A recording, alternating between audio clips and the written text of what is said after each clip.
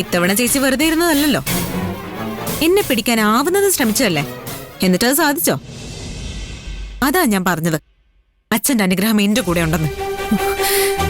മഹിമേ, നീ ചെയ്യുന്നത് എത്ര വലിയ തെറ്റാണെന്ന് എനിക്ക് പറഞ്ഞു മനസ്സിലാക്കിപ്പിച്ചു തരാൻ പറ്റുന്നില്ല. ചേച്ചി ഇങ്ങനെ ബാക്കിയുള്ളവരുടെ കുറ്റം കണ്ടുപിടിക്കാൻ നടക്കാതെ സ്വന്തം കാര്യത്തെക്കുറിച്ച് ചിന്തിക്ക്. ചേച്ചി ഇപ്പോഴും ഗിരിയേട്ടന്റെ കൂടെ കുടുംബം നടത്തുന്നത് അച്ഛന് സന്തോഷം ഉണ്ടാക്കുന്ന കാര്യമായിരിക്കും എന്ന് തോന്നുന്നുണ്ടോ? ഇപ്പോഴും ഗിരിയേട്ടനെയോ ഗോപാലനെയോ അറസ്റ്റ് ചെയ്യാനുള്ള ഒരു നീക്കവും ചേച്ചി നടത്തുന്നില്ല. അതിന് തെളിവുകളോ സാക്ഷികളോ ഒന്നുമില്ല.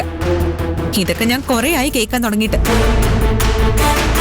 അച്ഛനെ കൊന്നവര് സന്തോഷമായിട്ട് കൺമുന്നിൽ ജീവിക്കുന്ന കണ്ട് സഹിക്കാൻ പറ്റാതെയാ ഞാൻ ഈ പാത തിരഞ്ഞെടുത്തെ.